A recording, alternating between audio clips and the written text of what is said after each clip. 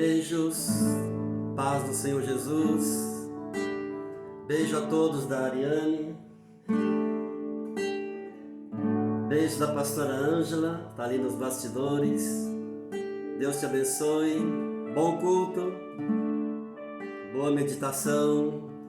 Que Deus fale ao teu coração como Deus tem falado ao meu, através dessa mensagem que nós iremos ministrar hoje. De quem é a tua vida? De quem é a tua vida? Cante. A minha vida é do Mestre, meu coração é do meu Mestre, o meu caminho é do Mestre, minha esperança é meu Mestre. A minha vida, vocês. Minha vida é do Mestre, meu coração é do meu Mestre, o meu caminho é do Mestre, minha esperança é meu Mestre. A Deus eu entreguei o barco do meu ser e entrei no mar afora. Pra longe eu naveguei, não vejo mais o cais, só Deus e eu agora. A minha vida é do Mestre, meu coração é do meu Mestre, o meu caminho é do Mestre, minha esperança é meu Mestre. Na solidão da vida eu pude perceber o quanto Deus me ama. As grandes ondas vêm tentando me arrastar pra longe da presença. A minha vida é do Mestre, meu coração é do meu Mestre, o meu caminho é do Mestre, minha esperança é meu Mestre.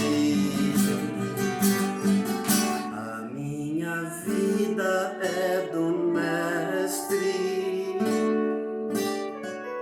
meu coração é do meu Mestre,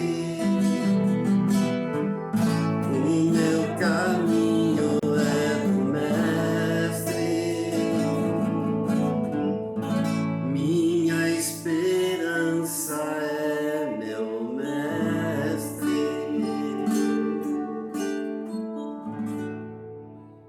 Shalom para todos. Eu tenho uma palavra maravilhosa para compartilhar com todos hoje, baseada no texto do Evangelho de Lucas, no capítulo 9. Nós vamos ler do verso 57 ao verso 62. Diz assim a palavra de Deus: Indo eles caminho afora, alguém lhe disse: Senhor, seguir-te-ei para onde quer que fores.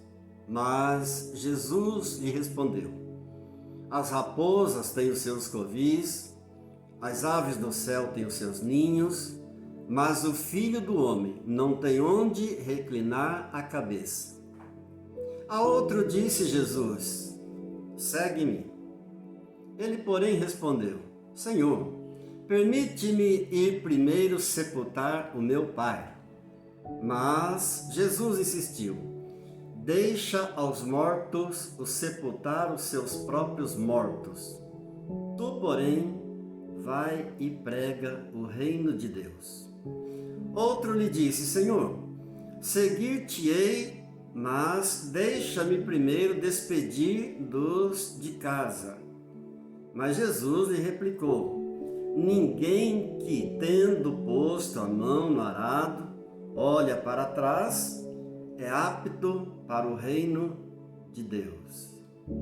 Ou seja, as obrigações sociais, os compromissos sociais não podem estar acima do reino de Deus. Vamos orar? Querido Deus, querido Pai, graças te damos por mais uma oportunidade santa e maravilhosa de estarmos na Tua presença, de meditarmos na Tua palavra e pedimos ao Espírito Santo de Deus, dai-nos revelações novas. Fala, Senhor, com cada coração nesta hora. Ó Deus, me perdoa os pecados e me abençoa e me unge, Senhor, e me capacite, ó Deus, nesta hora, a pregar a Tua palavra com poder e graça, em nome de Jesus. Amém. Amém. Deus é bom, Deus é maravilhoso.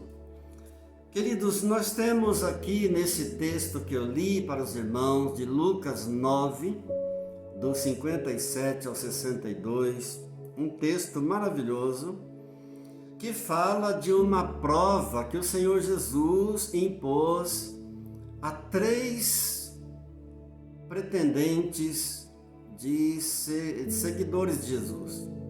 3 homens que queriam seguir Jesus e Jesus coloca todos 3 à prova. Será que isso tem alguma coisa a ver conosco? Será que isso ensina alguma coisa para nós? Bem, eu não sei. Eu vou pregar. Eu não vou pregar para uma pessoa especificamente, ou para 2 ou 3. Eu vou pregar para todos. E cada um, então, vai fazer a sua autoavaliação e ver se a carapuça serve. Eu apenas vou estar espalhando a palavra, espalhando a carapuça. Quem vai dirigir a carapuça é o Espírito Santo. Então, se você sentir que ela encaixou aí, serviu, não foi o pastor Alceu, foi o Espírito Santo quem dirigiu a carapuça, quem dirigiu a palavra até você, até o teu coração. Graças a Deus por isso. Mas antes, eu quero enfatizar um pouco mais do versículo em que nós ministramos no último culto. Aquele versículo de Efésios, capítulo 5, no verso 14, que diz assim: pelo que diz, desperta, ó tu que dormes, e Cristo, levanta-te de entre os mortos, e Cristo te iluminará. Nós pregamos sobre isso na última semana, no último culto, mas dada a relevância dessa palavra, a importância desse versículo, eu quero enfatizar um pouco com você na primeira parte dessa mensagem, essa questão do desperta, ó tu que dormes, levanta-te de entre os mortos e Cristo te iluminará, porque essa palavra é uma palavra muito forte e muito importante também. Bom, a pergunta é: o que pode causar em nós um sono espiritual? O que pode levar a nossa alma a ficar adormecida? Em primeiro lugar, é uma certa acomodação com aquilo que nós somos em Deus. Uma certa satisfação com aquilo que nós já somos em Deus, com aquilo que nós já conquistamos em Deus. Então, essa acomodação, ela pode gerar uma poeira espiritual em nossa alma. Ela pode gerar um acúmulo de uma poeira espiritual em nossa alma. É uma ausência da vontade de melhorar. É uma falta de vontade de crescer espiritualmente. É quando a alma pega no sono, desaparece o entusiasmo da fé. Sabe aquele primeiro entusiasmo da fé, do primeiro momento da nossa fé? Quando a alma pega no sono, aquele entusiasmo da fé desaparece. O idealismo da fé desaparece. A alegria da fé, o vigor da nossa fé desaparece. É quando a pessoa deixa de testemunhar. Ela já não testemunha mais. Ela já não tem vontade mais de frequentar a igreja. Ela já não tem vontade mais de ler a Bíblia. Não tem vontade mais de orar. A Bíblia chama isso de abandonar o primeiro amor. É o que está descrito em Apocalipse, no capítulo 2, no verso 4. Porque isso aconteceu com a igreja de Éfeso. Está em Apocalipse, capítulo 2, verso 4. Tenho, porém, contra ti que abandonaste o teu primeiro amor. Quando nós abandonamos o nosso primeiro amor, foge também de nós a alegria da salvação. Sabe aquela alegria quando fomos salvos? Quando tomamos posse da salvação de Deus em Cristo Jesus? Eu sempre digo que não há nada mais incoerente do que um crente em Jesus Cristo vivendo uma vida triste neste mundo. Então, quando a alma pega no sono, aquela alegria da salvação vai embora também. Eu não estou falando de uma coisa incomum. Eu não estou falando de uma coisa que ninguém de nós está sujeito. Não, pelo contrário. O salmista Davi passou por isso. O homem considerado por Deus na Bíblia como o homem segundo o coração de Deus passou por isso. O maior adorador da Bíblia. Por isso, está escrito no Salmo 51, no verso 12. Senhor, restitui-me a alegria da salvação. Senhor, restitui-me a alegria da tua salvação e me sustenta com um espírito voluntário. Ora, essa palavra, Senhor, restitui-me a alegria da tua salvação, está indicando que ele havia perdido a sua alegria, a alegria da sua salvação. Então ele clama ao Senhor: Senhor, me devolva, Senhor, a alegria da tua salvação. Ele havia perdido. Davi estava sofrendo aqui de uma fraqueza espiritual. Ele estava sofrendo de um sono espiritual. Por isso ele clama ao Senhor: Senhor, me restitui a alegria da tua salvação. Então não estou falando de algo que é incomum. Não, estou falando de algo que qualquer um de nós pode passar. Estamos sujeitos a isso. Que Deus nos ajude. Que Deus nos ajude. Normalmente, quando estamos assim, nós procuramos alguém para culpar. Sempre que uma pessoa está passando por uma situação de sono da alma, de sono espiritual, a gente procura alguém para colocar a culpa. Alguém tem que pagar o pato. É a pessoa que está passando por aquele problema. Ela que tem que admitir. Lembra que nós falamos que são dois tipos de sonos: o sono físico e o sono espiritual. O sono físico é uma bênção para o nosso corpo. O sono físico nos restaura o nosso ânimo. O sono físico faz um bem para a nossa saúde, mas o sono espiritual é muito perigoso. É dele que nós estamos falando. E sempre que uma pessoa entra para uma situação assim, ela vai procurar alguém para colocar a culpa, porque é uma tendência do ser humano, para se defender, acusar uma outra pessoa. É uma tendência nossa. Quando a gente quer se defender, procura acusar o outro. Com Davi não foi assim. Davi não fez isso. Davi assumiu. Davi foi diferente. Essa é uma tendência do ser humano de acusar o outro desde o início, desde o jardim do Éden. Lembram-se de quando Adão pecou lá no Éden? E Deus foi confrontar Adão. O que Adão disse para Deus? Adão disse: Senhor, foi a mulher que o Senhor me deu que me fez pecar. Aí Deus foi confrontar a mulher. Lembra que a mulher disse? Senhor, foi a serpente que me enganou e me levou a pecar. Então essa é a tendência do ser humano. Para se defender, joga a culpa em cima de outro. Mas Davi não fez isso. Pelo contrário, Davi assumiu a sua culpa. Glória a Deus. E queridos, esse é o caminho da restauração. Esse é o modelo certo. Esse é o segredo da restauração. Essa é a chave.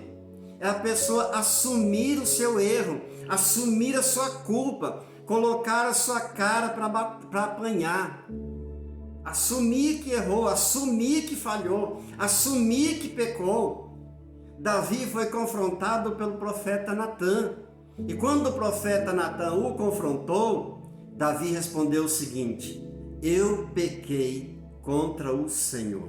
Ele assumiu: eu pequei contra o Senhor. Está escrito em 2º livro de Samuel, no capítulo 12, no verso 13, essa declaração linda de Davi, assumindo a sua culpa, assumindo o seu pecado, não colocou a culpa em ninguém. Eu pequei contra o Senhor. Que coisa linda, que coisa maravilhosa. Esse é o caminho, essa é a saída da cura, essa é a solução para o perdão, essa é a solução para a restauração. É quando a pessoa assume que errou, assume que pecou, assume o seu próprio pecado. Glória a Deus. Normalmente, a igreja é muito acusada, é a primeira a ser acusada. A igreja e o líder da igreja, os irmãos. Ah não, a culpa foi do irmão fulano porque fez isso e aquilo, falou isso e aquilo. Ou a culpa foi do pastor, a culpa é dessa igreja. Normalmente, a igreja e o líder ou os irmãos são os primeiros a serem acusados. Quando nós abandonamos o nosso primeiro amor, a nossa alma fica vencida pelo sono. A nossa alma fica dominada pelo sono espiritual. A vida espiritual fica sem gosto. A vida espiritual perde o brilho. E muitas vezes nós procuramos uma experiência espiritual que seja marcante em nossa vida, lá fora, lá longe, quando na verdade a solução está bem pertinho de nós. Jesus está aí bem pertinho de você. Jesus não está mais perto de mim aqui do que de você aí. Ele está pertinho de nós. Diga graças a Deus. Muitas vezes ficamos buscando experiências marcantes longe. Não! A solução está perto. Jesus está do teu lado. Você pode senti-lo. Você pode tocá-lo. Diga graças a Deus. Uma experiência que ficamos procurando, uma experiência que nos devolva aquela alegria da salvação de Jesus. E buscamos longe, fora, quando está tão perto de nós. Diga graças a Deus. Nós não conseguimos encontrar alegria buscando longe, buscando fora.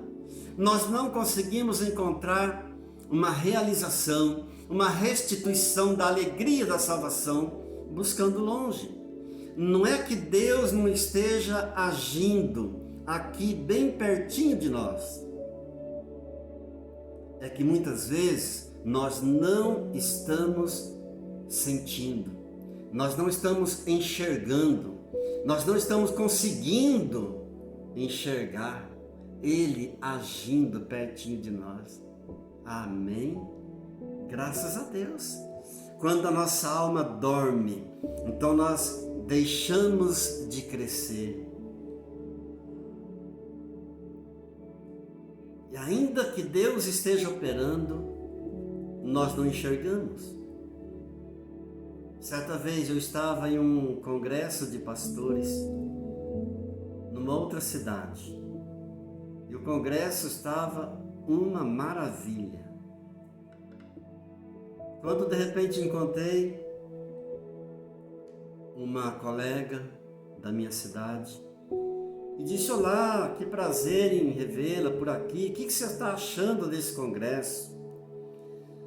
E ela me disse: Alceu, estou achando esse congresso muito chato, está muito sem unção, está muito ruim. E aquilo me deixou muito surpreso, porque o congresso estava uma maravilha. E eu pensei: meu Deus, por que será que para ela o congresso está ruim? Não era o congresso que estava ruim, era o coraçãozinho dela que estava frio, adormecido. Era o coraçãozinho dela que estava longe. Que Deus nos ajude, que Deus nos abençoe. Porque quando a nossa alma dorme, nós deixamos de crescer, nós nos afastamos de Deus. Queridos, isso acontece automaticamente. Quanto mais nós nos aproximamos de Deus, mais nos afastamos das coisas do mundo. Mas quanto mais nós nos afastamos de Deus, mais nos aproximamos das coisas do mundo. Isso acontece automaticamente. Isso acontece simultaneamente. Levanta-te de entre os mortos e Cristo te iluminará. Que tremenda essa palavra, que forte é essa palavra. Quando eu viajo, eu costumo ler as frases dos para-choques, dos caminhões. E uma frase que eu não esqueço dizia o seguinte: o sono é o anúncio da morte. Nunca esqueci essa frase de um para-choque. Evidentemente que aquele caminhoneiro estava fazendo referência ao sono físico. O que ele estava querendo dizer é: se dormir no volante, isso é um anúncio da morte. A morte é certa. Não dorme no volante, não. A intenção, a frase estava dizendo isso. Mas no caso da alma, no caso do sono espiritual, essa afirmação também é absolutamente verdadeira. O sono da alma é o anúncio da morte espiritual. A preguiça espiritual nos coloca na companhia dos mortos espirituais. Que coisa terrível! E ficamos então na mesma situação daqueles que nunca tiveram uma experiência com Deus. Eu até gostaria de orar um pouco nesse momento por essa causa. Se você já sentiu isso alguma vez, eu quero pedir que você ore comigo agora, para que nunca mais você sinta isso. Se você suponhamos que você esteja sentindo isso agora, eu gostaria que você orasse comigo, para que nós, em nome do Senhor Jesus, então pudéssemos expulsar esse sentimento, para que desapareça da tua vida, em nome de Jesus. E se você nunca sentiu nada disso, eu gostaria que você orasse também nesse momento, para que isso nunca fizesse parte da sua vida espiritual, em nome de Jesus. Amém? Oremos então. Querido Deus e Pai, em nome do Senhor Jesus, nós te pedimos nesta hora, ó Deus, eu oro por aqueles que já sentiram, Senhor, o sono da alma, o sono espiritual, a frieza, a preguiça espiritual. Pai, no nome de Jesus, nós rejeitamos, expulsamos em nome do Senhor Jesus. Ó Deus, a começar em mim, Senhor, quebra, Senhor, nesta hora, todo o sono da alma. Se alguém, porventura, nesse momento, sentindo isso, Pai, nós rejeitamos, nós expulsamos, mandamos embora agora, em nome de Jesus, e proibimos de voltar, em nome do Senhor Jesus.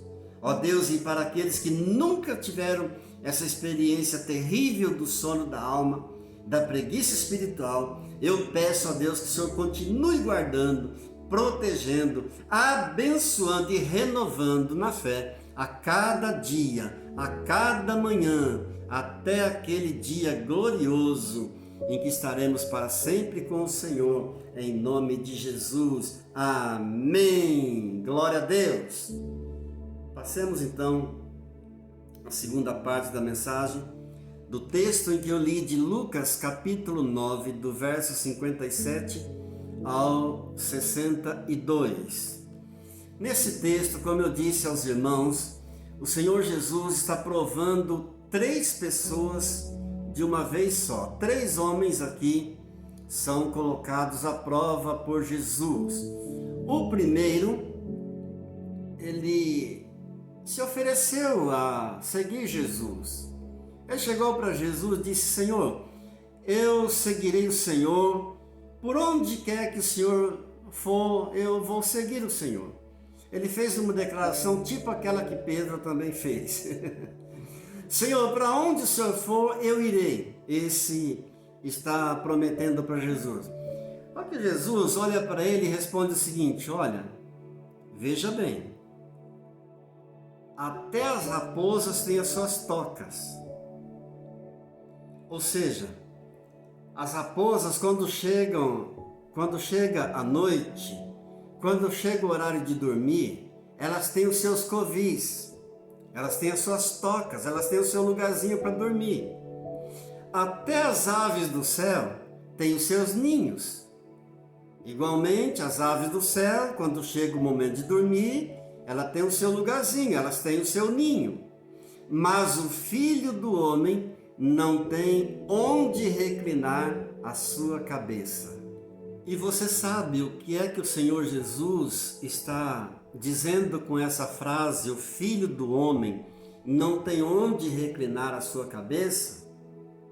Alguns interpretaram erroneamente e criaram a doutrina da pobreza, do voto de pobreza, interpretando que Jesus quis dizer que ele não tinha nada, que Jesus era pobre, pobretão, paupérrimo, então não tinha nada e nós devemos ser como Jesus, devemos viver na pobreza também. Essa interpretação errada que fizeram. Ora, como Jesus não tinha nada, se ele tinha um tesoureiro, o que é que faz um tesoureiro? Um tesoureiro cuida do dinheiro de alguém. Se ele precisava de um tesoureiro, indica que ele tinha dinheiro, e não tinha pouco dinheiro não. Ele tinha um tesoureiro que o traiu por 30 moedas. Então a ideia de que Jesus era pobrezinho, que não tinha nenhum lugar para reclinar a cabeça, é uma interpretação errônea. Quando Jesus diz ao homem que disse para ele: eu vou seguir o Senhor, aonde o Senhor for eu irei, Jesus então disse: olha, as raposas têm seus covis, as aves do céu têm os seus ninhos, mas o Filho do Homem não tem onde reclinar a cabeça, Jesus estava dizendo o seguinte: o Filho do Homem não tem um lugar fixo determinado para dormir. Eu estou por aí pregando o reino de Deus, eu não tenho um lugar certo. Você está dizendo que vai me seguir para onde eu for? Olha lá, veja bem. As raposas têm suas tocas, os passarinhos têm seus ninhos, mas o Filho do Homem não tem nem onde reclinar a cabeça, não tem um lugar certo para ficar. Já o segundo, esse foi convidado por Jesus. Jesus disse para ele: vem, segue-me. E ele então disse, respondendo para Jesus, disse: Senhor, deixa primeiro que eu vá sepultar o meu pai. São duas possibilidades aí. A primeira possibilidade é de que o pai dele ainda estivesse vivo. Então ele estaria dizendo para o Senhor o seguinte: Senhor, deixa o tempo passar, deixa meu pai morrer primeiro, e lá futuramente então eu seguirei o Senhor. A segunda possibilidade é que o pai dele já estivesse morto, e ele pediu então permissão para sepultar o pai primeiro. Mas a resposta de Jesus foi a seguinte: deixe o sepultar dos mortos com os próprios mortos. O que Jesus está querendo dizer com isso? Deixe que os mortos espirituais cuidem dos mortos espirituais. Deixe que os mortos sepultem os próprios mortos. Se porventura a situação desse rapaz era a primeira, ou seja, o pai dele ainda estivesse vivo, Jesus está dizendo: olha, deixa aqueles que não querem nada com o reino de Deus para lá e venha pregar o reino de Deus comigo. Se for a segunda opção, se o pai dele estivesse morto e ele estivesse pedindo permissão para sepultar o pai dele, aí alguns acham que Jesus pegou pesado, alguns acham que Jesus foi firme demais com ele, dizendo: olha, deixe os mortos sepultar os seus mortos, quanto a você, vem pregar o reino de Deus comigo. Há quem diga que Jesus foi firme mesmo com ele. No caso do terceiro, sendo provado aqui, ele também se ofereceu: Jesus, eu vou seguir o Senhor, mas primeiro deixa eu me despedir do pessoal lá de casa, deixa eu me despedir dos parentes. E Jesus então respondendo disse: olha, aquele que põe a mão no arado e olha para trás não é digno do reino de Deus. Ou seja, os compromissos sociais, os relacionamentos sociais não podem estar acima do reino de Deus. Buscai em primeiro lugar o reino de Deus e a sua justiça, e as demais coisas então vos serão acrescentadas, graças a Deus. Acontece que nós vivemos hoje uma geração de um cristianismo meio morno. É uma geração de um cristianismo sem gosto, de um cristianismo meio sem sal, sem sensibilidade, um cristianismo meio sem coração, sem lutas, sem compromisso. E com isso, o milagre se tornou uma coisa rara de acontecer, quando na verdade não era para ser assim. Milagre hoje é coisa rara em nossos dias. Mas Deus não mudou? Deus não muda? O poder de Deus continua o mesmo? É que acontece o seguinte: há uma condição que Deus exige de nós para que as suas maravilhas e os seus milagres aconteçam.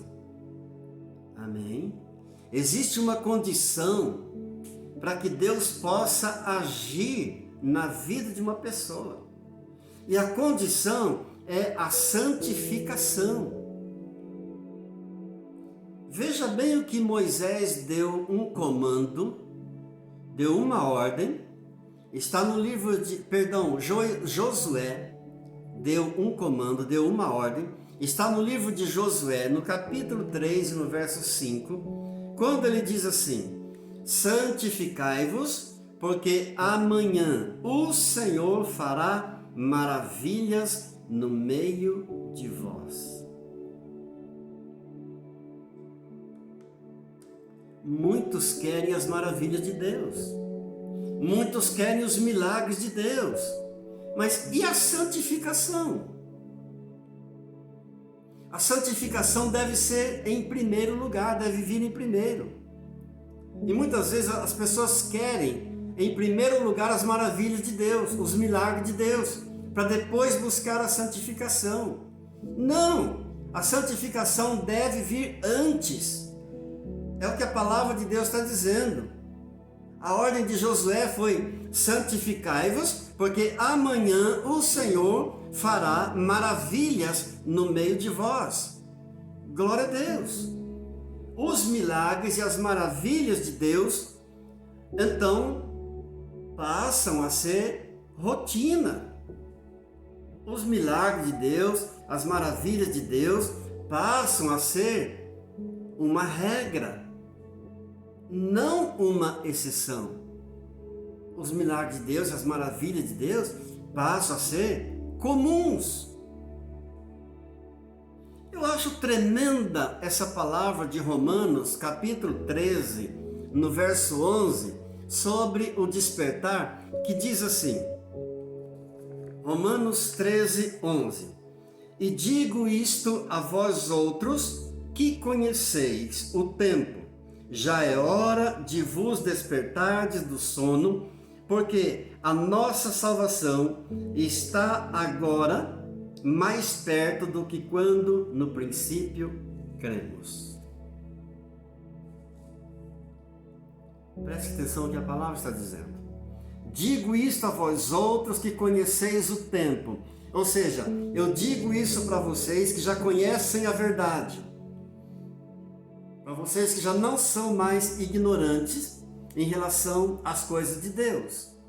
E digo isto a vós outros que conheceis o tempo, já é hora de vos despertardes do sono, porque a nossa salvação está agora mais perto do que quando no princípio nós cremos.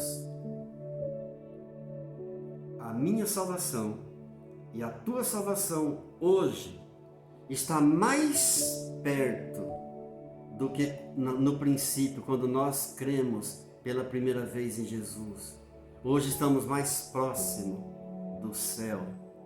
Diga graças a Deus. Louvado seja Deus. Deus é bom. Deus é maravilhoso. A última parte do verso 14 de Efésios 5, que nós lemos inicialmente, diz assim: Cristo te iluminará. Jesus quer dissipar toda sombra. Jesus quer iluminar. Jesus quer dissipar toda treva. Jesus quer esclarecer com seu amor infinito. Ele quer mostrar as coisas como elas realmente são. Amém, queridos? Com seu amor infinito, Ele não nos abandonou. Ele não te abandonou, Ele não me abandonou, Ele não nos abandona. Apesar da nossa sonolência muitas vezes. Mas Ele não abandonou, não. Amém? Devemos observar que o que é que está embaçando a luz de Jesus em nossa vida? O que é que está tentando ofuscar a luz de Jesus em nós? Quando estamos atolados num estado de frieza, quando estamos tomados pelo sono da morte, nós achamos que somos justos. Nós achamos que estamos certos. E o resto do mundo está errado. Nós achamos que somos melhores do que todos, mas quando nos deparamos com a santidade de Deus, então reconhecemos nossas fraquezas. Quando nos deparamos com a santidade de Deus, a sua luz então vai revelar em nós coisas que precisam ser mudadas. Quando nos deparamos com a santidade de Deus, a luz dele revela para nós muitas coisas em nós que não estão de acordo com a sua verdade, que não estão de acordo com a sua palavra. Isso aconteceu, por exemplo, com o profeta Isaías, lá no capítulo 6. Isaías viu o Senhor assentado sobre um alto e sublime trono. E ele disse: ai de mim, estou perdido, porque sou um homem de lábios impuros e habito no meio de um povo de impuros lábios, e os meus olhos viram o Rei, o Senhor dos exércitos. Aleluia! Glória a Deus! Foi justamente quando Isaías viu o Senhor assentado num alto e sublime trono, a luz do Senhor então revelou para ele a impureza que estava nele, as coisas que haviam nele que precisavam ser mudadas, precisavam ser transformadas por Deus. Então ele exclamou: ai de mim, estou perdido. Aleluia, que Deus nos ajude, que Deus nos ajude. Naquela passagem da pesca milagrosa, lembra da passagem da pesca milagrosa de Pedro? Lá no Evangelho de Lucas, no capítulo 5, no verso 8, ali Pedro se prostrou aos pés do mestre, clamando: Senhor, retira-te de mim, porque sou pecador. Senhor, afaste de mim, porque sou pecador. Então, a proximidade do Senhor deixou Isaías perplexo com as suas fraquezas, com as suas impurezas. Essa proximidade do Senhor deixou Pedro também mais consciente de seus pecados. Senhor, afasta de mim, eu não sou digno do Senhor. A luz do Senhor então revelou as fraquezas dele, revelou os pecados, revelou suas falhas, revelou suas imperfeições, as suas necessidades espirituais. A luz divina tornou o coração desses homens mais visível a eles mesmos. Amém. Amém. A luz do Senhor fez com que eles vissem, enxergassem, reconhecessem as suas fraquezas. Aleluia. A luz do Senhor esclareceu as coisas impuras que estavam neles, mostrando as coisas como elas eram realmente.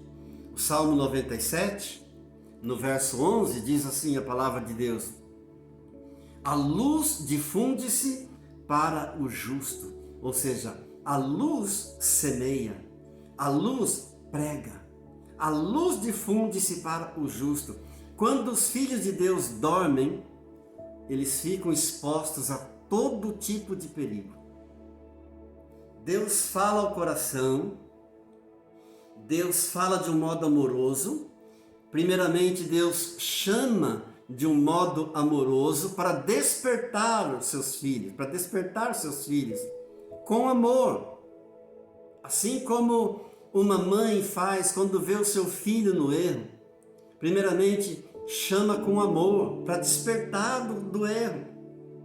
Então Deus chama, Deus fala pacientemente através das Escrituras, Deus fala pacientemente através de um hino, Deus fala pacientemente através de um livro, Deus fala através de um amigo, Deus fala através de um conselho, Deus fala através de um sermão. Agora, tem alguns que ainda permanecem surdos espiritualmente. Tem alguns que ainda continuam resistindo, mesmo Deus estando chamando pacientemente, Deus estando falando com amor. Muitos ainda continuam surdos, dormindo, não reagem. E alguns até ficam irritados com Deus, se irritam com Deus, endurecem o coração, acham que estão certos, acham que aquilo que estão fazendo é normal. Mas aí Deus vai e fala de uma outra forma. Deus fala de um modo diferente. A palavra de Deus nos diz, no livro de Jó, no capítulo 33, no verso 14, Deus fala de um modo, sim, de dois modos, mas o homem não atenta para isso. Deus fala de um modo, sim, Deus fala de dois modos, mas o homem ainda não atenta para isso. Esse outro modo de Deus é algo muito sério. Esse outro modo de Deus falar é algo terrível. Terrível coisa é cair nas mãos do Deus vivo. Amém? Esse outro modo de Deus falar é uma sacudida forte que Deus faz àqueles que permanecem com seus corações endurecidos, resistindo, achando que estão certos, achando que é normal o que estão fazendo. Aí quando Deus usa esse segundo modo de falar, é uma sacudida de Deus que Deus dá. Amém? Amém? Ele fala através de um acidente. Aí então ele fala através de uma enfermidade. Aí então Deus fala através de uma perda. Aí Deus fala através de dificuldades que a pessoa encontra pela vida. E outras circunstâncias contrárias que nos sobrevêm, que sobrevêm a nós nesta vida. Deus vai usar dessas circunstâncias contrárias para falar desse outro modo. Então, a minha palavra é: fique sempre alerta, esteja sempre atento. Lembra da palavra de Jesus: vigiai e orai, para que não entreis em tentação. O espírito, na verdade, está pronto, mas a carne é fraca. Vigiai, vem antes de orai. Vigiai e orai, para que não entreis em tentação. O espírito, na verdade, está pronto, mas a carne é fraca. Jesus quer ver você bem acordado. Jesus quer ver a mim bem acordado também. Glória a Deus. Amém? Desperte. Desperte, levante-se e Cristo te iluminará. Aleluia! Vença o sono da alma antes que o sono da alma vença você. Glória a Deus. Vamos orar um pouco mais. Deus é bom. Eu quero dizer que você gastou esse tempinho aí, 20 e poucos minutos, foi o tempo mais bem aproveitado da tua vida no dia de hoje, ouvindo essa palavra. E a minha oração é que essa palavra não fique apenas no teu conhecimento, no teu intelecto, mas que essa palavra possa produzir muitos frutos na sua vida ao colocá-la em prática, em nome de Jesus. Amém? Deus Pai Todo-Poderoso, te louvamos, te exaltamos, te glorificamos por tua palavra santa, poderosa, viva, eficaz, mais cortante do que qualquer espada de dois gumes.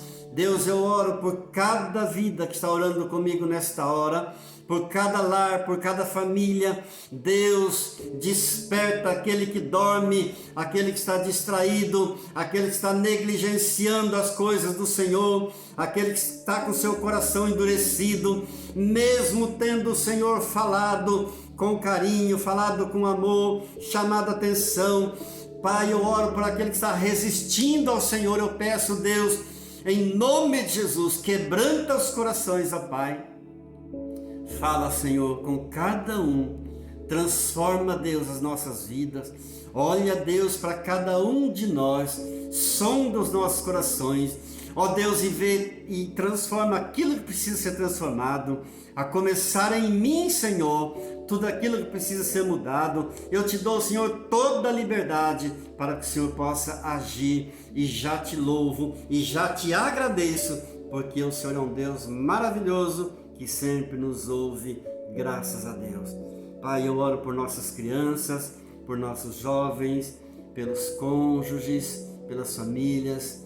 Pai, eu oro pela nossa nação, eu oro por Israel e abençoo Israel.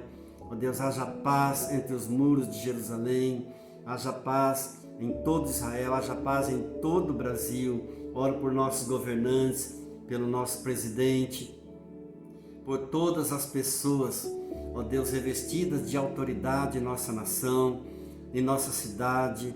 Nos abençoa com a tua paz. Ó Deus, traz uma solução para esse problema desse vírus, ó Pai, que haja um fim dessa pandemia, em nome de Jesus, que todas as coisas voltem ao normal, ó Pai querido, e nós não deixaremos de exaltar nunca o Senhor, de glorificar sempre o Senhor, porque o Senhor está no comando de todas as coisas, o Senhor está no controle de todas as coisas. Tu és o único Senhor, único Deus da nossa vida e Salvador da nossa alma, em nome de Jesus. Amém. Que a graça do Senhor Jesus e o amor do Pai e a comunhão do Espírito Santo seja sobre a tua vida, sobre a tua casa e a tua família, hoje e sempre. Amém. Shalom.